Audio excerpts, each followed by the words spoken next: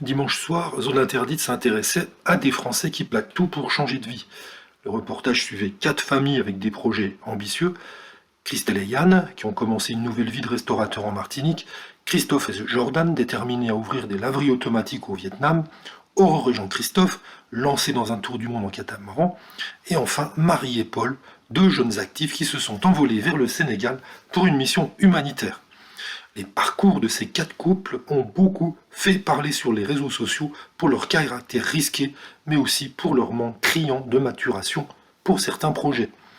Ainsi, le couple de Français souhaitant s'installer à Ho Chi Minh Ville ne parlait pas un mot de vietnamien ni d'anglais.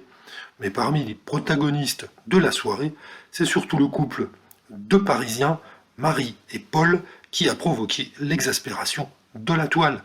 Leur projet était pourtant des plus louables. Les 2 Parisiens ont tout laissé derrière eux pour apporter l'électricité dans une école d'un petit village isolé en Casamance, au sud-ouest du Sénégal.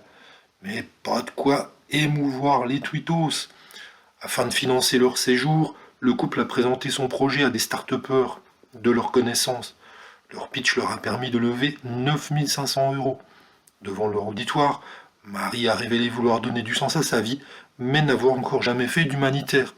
Et les 2 Parisiens qui souhaitent apporter la lumière dans ce village africain n'ont en réalité aucune formation d'électricien.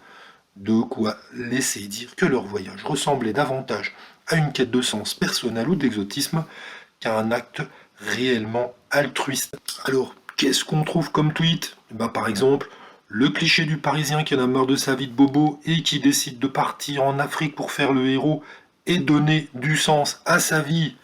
Ou bien, c'est relou les bobos blindés qui font de l'humanitaire pour avoir un bon karma et une excuse pour voyager. Et une fois qu'ils sont arrivés sur place, leurs faits et gestes n'ont pas fait changer d'avis. Les internautes, qui sont toujours perplexes sur leur motivation, à peine arrivés, Marie semblait déjà souffrir de la chaleur. Puis au moment du petit déjeuner, la voix off du reportage nous apprenait que le couple avait trouvé de quoi se préparer un petit déjeuner à la française tous les matins, soit des baguettes de pain cuites sur un four improvisé avec les moyens du bord par les locaux. Pour les internautes les plus critiques, rien ne manquait au cliché du Parisien. Ça découvre qu'en Afrique il fait chaud, faut sortir un petit peu.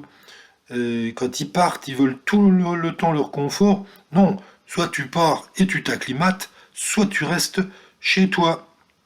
Une fois la nuit noire tombée sur le village, Marie et Paul ont souhaité envoyer quelques photos et nouvelles aux personnes qui les ont aidés pour ce projet. Le couple a allumé son ordi, un modèle réputé pour être répandu chez les trentenaires parisiens à tendance bobo. Problème, dans ce village sans électricité, le réseau internet est particulièrement lent. Alors il n'en fallait pas plus pour agacer Marie qui a lancé « Ah, je vais faire une crise de nerfs, j'ai pas de patience moi !» sous les yeux mi-amusés, mi-médusés de leur contact au Sénégal. Alors pareil, les tweets au milieu du Sénégal après avoir passé la journée à visiter un village où le problème majeur est le fait de ne pas avoir d'électricité, on voit où ils passent leurs priorités. Si t'as pas de patience, fallait rester à Paris, ma grande. Voilà, malgré l'irritation qu'il a causée chez certains téléspectateurs, finalement, le couple a bel et bien rempli son objectif, comme montré à la fin du reportage. Le village a été éclairé sous les applaudissements de ses habitants, et c'est selon d'autres internautes bien plus mesurés qu'on a ici l'essentiel. Voilà, tout est bien qui finit bien. Effectivement, les motivations au départ, c'était peut-être un petit peu pour se trouver, mais globalement, l'objectif est rempli. Des habitants du village africain ont de l'électricité. Chapeau quand même, hein.